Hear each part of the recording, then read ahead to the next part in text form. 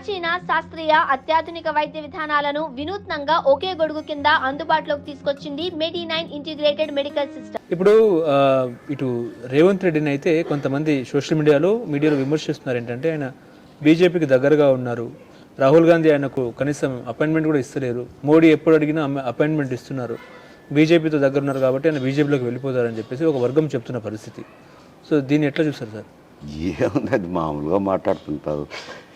ఇప్పుడు ఆయన ప్రధానమంత్రి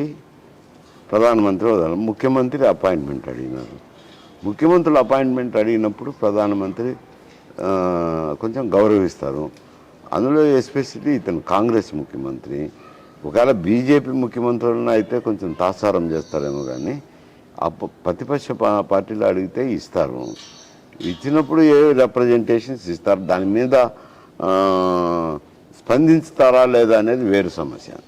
అంత మాత్రాన బీజేపీకి దగ్గర అవుతానని దానికి ఎట్టవుతుంది? కాంగ్రెస్ పార్టీలో ఉన్నాడు, ఒకప్పుడు బీజేపీలో ఉండొచ్చు, తెలుగుదేశం పార్టీలో ఉండొచ్చు, ఇప్పుడైతే కాంగ్రెస్ పార్టీలో ఉన్నాడు, కాంగ్రెస్ పార్టీలో తిరిగినాడు, ముఖ్యమంత్రిని చేసినారు.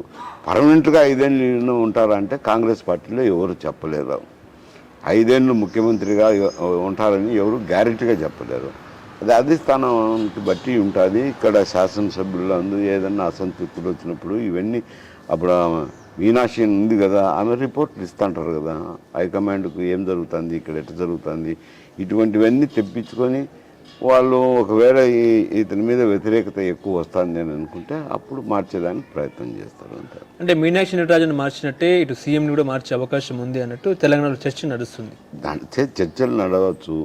నేను ఒకటైతే చెప్పగలను, ఎవరో మాట్లాడేదంటకంతా నేను స్పందించాలంటే నాకు కష్టమవుతుంది. కాకపోతే ఒకటి, కాంగ్రెస్ పార్టీలో ఎప్పుడు కూడా ఒక్కరే ముఖ్యమంత్రిగా ఉండరు. 5 సంవత్సరాలు మారుస్తుంటారు, సహజంగా జరిగేది అది. ఒకవేళ శాసనసభ్యులు అయితేనేమి ఇతరులు అయితేనేమి అసంతృప్తి వచ్చింది అని వాళ్ళు ఫీల్ అయితే మారుస్తారు.